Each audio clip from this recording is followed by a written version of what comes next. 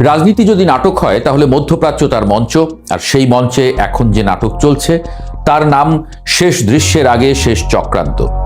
আপনি যদি ভাবেন ডোনাল্ড ট্রাম্প যুদ্ধ থেকে ক্লান্ত হয়ে বাড়ি ফিরতে চান, তাহলে আপনাকে একটু থামতে হবে, কারণ এই নাটকের নায়ক নিজের ইচ্ছায় মঞ্চ ছাড়তে পারে না, পরিচালক যদি তাকে যেতে না দেয়। আর সেই পরিচালক কে? অনেকেই বলবেন বেনিয়ামিন নেতানিয়াহু। এর মধ্যেই ইসরায়েল পেল সুসংবাদ।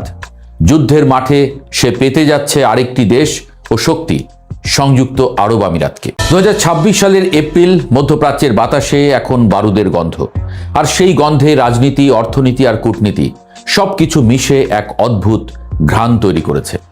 ফেব্রুয়ারি থেকে শুরু হওয়া অপারেশন এপিক ফিউরি যেন এক দীর্ঘ নাটকের দ্বিতীয় অঙ্ক, যেখানে চরিত্রগুলো আগের চেয়ে বেশি মরিয়া, বেশি চতুর আর অনেক বেশি বিপজ্জনক। ইসরায়েলের অবস্থানটা একটু বুঝে নেওয়া যাক। নেতানিয়াহু সাহেব ঘোষণা দিয়েছেন, আমরা অর্ধেক পথ পেরিয়ে এসেছি। কথাটা শুনতে খুব সাধারণ লাগলেও এর ভেতরে লুকিয়ে আছে এক গভীর বার্তা। অর্ধেক পথ মানে কি?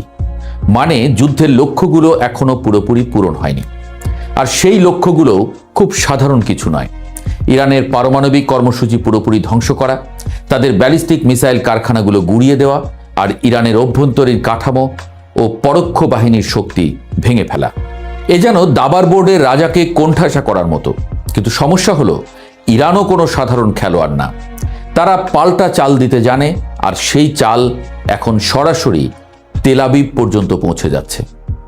1 এপ্রিলের হামলায় ইরানের মিসাইল যখন তেল আবিবের আকাশে শব্দ তোলে, তখন বোঝা যায় এই খেলায় কেউ পুরোপুরি নিরাপদ নয়।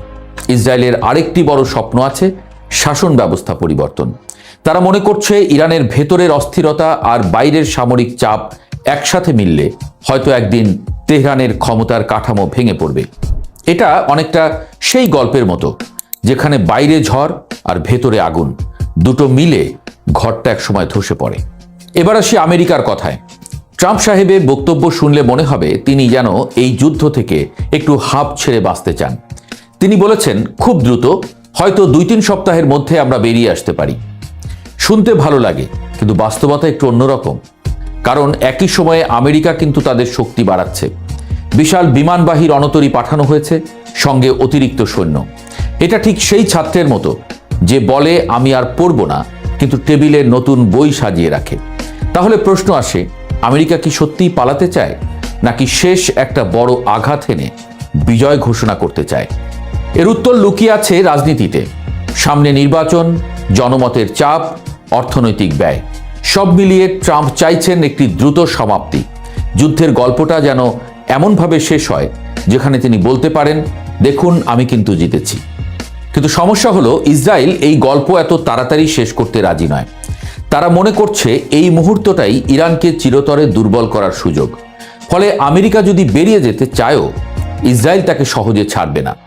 গত ফেব্রুয়ারি থেকে শুরু হওয়া যৌথ সামরিক অভিযান অপারেশন এপিক ফিউরি মধ্যপ্রাচ্যের সংঘাতকে এক নতুন স্তরে নিয়ে গেছে। যুক্তরাষ্ট্র ও ইসরায়েলের যৌথ হামলা আর ইসরায়েলের নিজস্ব অপারেশন রোয়ারিং লায়ন মূলত ইরানের সামরিক অবকাঠামো ভেঙে দেওয়ার লক্ষ্যেই পরিচালিত হচ্ছে। 1 এপ্রিল 2026 ইরান থেকে ছোড়া মিসাইল তেল আবিব এবং বনেই ব্র্যাক সহ বিভিন্ন স্থানে আঘাত হানে। মধ্যপ্রাচ্যের আকাশ আবার জ্বলে ওঠে আগুনে। ইসরায়েলি সেনাবাহিনী ঘোষণা দেয়, ইরানের ভেতরে আরও 400 লক্ষ্যবস্তুতে হামলা চালানো হবে। যুদ্ধের ভাষায় এটাকে বলে এক্সিলারেশন ডমিনেন্স, অর্থাৎ প্রতিটি আক্রমণের জবাব আরও বড় আঘাত দিয়ে দেওয়া। এই জায়গায় মঞ্চে নতুন চরিত্র হিসেবে প্রবেশ করে সংযুক্ত আরব আমিরাত। একসময় যারা ইরানের সঙ্গে ব্যবসা করত, এমনকি মধ্যস্থতাকারীর ভূমিকাও নিতে চাইত, সেই আমিরাত এখন সরাসরি যুদ্ধে নামার প্রস্তুতি নিচ্ছে। হরমুজ প্রণালী বিশ্ব অর্থনীতির এক গুরুত্বপূর্ণ শিরা। সেটাকে সচল রাখতে তারা শক্তি প্রয়োগের কথাও ভাবছে। ভাবুন তো, যে দেশ একসময় কূটনীতির পথে হাঁটত, সে এখন যুদ্ধের ময়দানে নামার জন্য প্রস্তুত। এটা শুধু অবস্থান পরিবর্তন নয়, এটা এক ধরনের মানসিক রূপান্তর। আমিরাত শুধু নিজেরাই নামতে চায় না, তারা চাইছে একটি আন্তর্জাতিক জোট গড়ে তুলতে। জাতিসংঘের নিরাপত্তা পরিষদে এই প্রস্তাব আনার চেষ্টা চলছে। ইউরোপ এশিয়ার দেশগুলোকে আহ্বান জানানো হচ্ছে, যেন একা যুদ্ধ নয়, সবাই মিলে এক বড় লড়াই। কিন্তু এই সাহসের পেছনেও ভয় কম কাজ করছে না।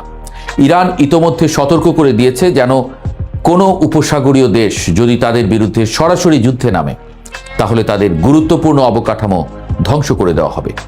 এটা শুধু হুমকি নয়, এর প্রমাণও দেখা যাচ্ছে। সাম্প্রতিক হামলায় আমিরাতের দিকে ছোঁড়া হয়েছে প্রায় 50টি ক্ষেপণাস্ত্র ও ড্রোন, অর্থাৎ যুদ্ধের আগুন এখন তাদের দরজায় এসে পৌঁছেছে। এখানে একটা মজার ব্যাপার আছে। সৌদি আরব এবং অন্যান্য উপসাগরীয় দেশগুলো ইরানের বিরুদ্ধে অবস্থান নিয়েছে ঠিকই, কিন্তু তারা এখনো সরাসরি যুদ্ধে নামেনি। তারা যেন পাশ থেকে খেলাটা দেখছে, কখন নামলে লাভ বেশি হবে সেটা হিসাব করছে। আরেকটি গুরুত্বপূর্ণ বিষয় হলো হরমুজ প্রণালী। এই প্রণালী বন্ধ হয়ে গেলে বিশ্ব অর্থনীতি যেন অক্সিজেন হারাবে। তেল পরিবহন বন্ধ হয়ে গেলে বাজারে অস্থিরতা তৈরি হবে, আর সেই অস্থিরতার ঢেউ গিয়ে পৌঁছবে ঢাকা থেকে নিউ ইয়র্ক সবখানে। এদিকে ট্রাম্প নিজেই নাকি বলেছেন হরমুজ প্রণালী পুরোপুরি সচল না করেই তিনি যুদ্ধ শেষ করতে রাজি। মানে তিনি দায়িত্বটা অন্যদের ঘাড়ে চাপিয়ে দিতে চাইছেন, আর সেই অন্যরা এখন আমিরাত হতে পারে। এই পুরো দৃশ্যটা একটু দূর থেকে দেখলে মনে হয় যেন একটা বিশাল দাবার খেলা চলছে। আমেরিকার রাজা, ইসরায়েল রানী, ইরান প্রতিপক্ষের শক্তিশালী খেলোয়াড়, আর আমিরাত নতুন ঘোড়া যে হঠাৎ করেই বোর্ডে লাফ দিতে শুরু করেছে। কিন্তু দাবার খেলায় একটা নিয়ম আছে, প্রতিটি চালের মূল্য দিতে হয়। আমিরাত যদি এই খেলায় পুরোপুরি ঢুকে পড়ে তাহলে যুদ্ধ শেষ হলেও তাদের জন্য নতুন সমস্যা শুরু হতে পারে। ইরানের সঙ্গে দীর্ঘমেয়াদী উত্তেজনা, বিনিয়োগকারীদের আস্থাহীনতা, সবকিছু মিলিয়ে এক কঠিন ভবিষ্যৎ। সবশেষে প্রশ্নটা থেকে যায়, আমেরিকা কি সত্যিই পালাতে পারবে, নাকি ইসরায়েল তাকে আটকে রাখবে শেষ চাল দেওয়া পর্যন্ত?